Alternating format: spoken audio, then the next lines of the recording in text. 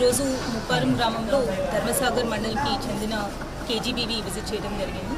ఇక్కడ ఇంతకుముందు అమ్మ ఆదర్శ పాఠశాల కమిటీ కింద దాదాపు 7.5 lakhsతో వర్క్స్ ఏవైతే టేకప్ చేశామో అవి ఆల్మోస్ట్ ఫైనల్ స్టేజెస్లో ఉన్నాయి. అవి చెక్ చేయడం జరిగింది.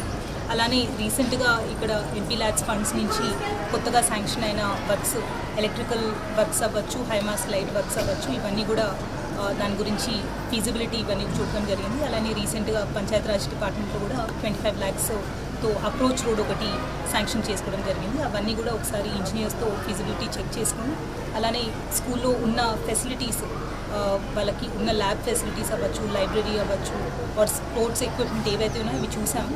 అవన్నీ కూడా అదనంగా ఇంకా ప్రొక్యూర్ చేసుకోవడానికి రీసెంట్గా మనకి స్టేట్ నుంచి బడ్జెట్ వచ్చింది కాబట్టి అవన్నీ కూడా గైడ్ చేసుకుంటూ వాళ్ళకి ఇంకా ఎక్కువ ఫెసిలిటీస్ కల్పించడానికి డిస్కషన్ చేసుకోవడం జరిగింది. అలానే మనకి మెన్యూ ప్రకారం ఫుడ్ ఇంప్లిమెంటేషన్ జరుగుతుందా లేదా చెక్ చేసి పిల్లలతో ఇంటరాక్ట్ అయ్యి ఫుడ్ కూడా తీసుకోవడం జరిగింది. యాజ్ పర్ మెన్యూ మంచి క్వాలిటీ ఫుడ్డే ఇక్కడ అందజేయడం జరుగుతుంది.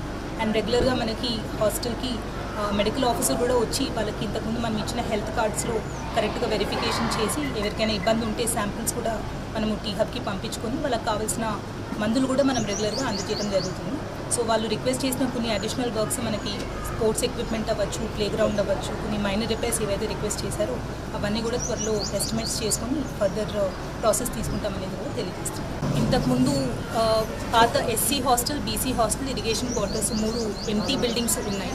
అవన్నీ కూడా మనకి present social welfare hostel Hunter రోడ్లో సిటీలో నడుస్తుంది కాబట్టి ఈ 3 బిల్డింగ్స్లో కలిపి 545 స్టూడెంట్స్ని షిఫ్ట్ చేసే అవకాశం ఉందా లేదా అనేది మనము సోషల్ వెల్ఫేర్ డీసీఓ గారు అలాంగ్ విత్ ఎంపీడీఓ అండ్ తహసీల్దార్ గారు ఒకసారి స్టడీ చేసి రిపోర్ట్ ఇస్తారు.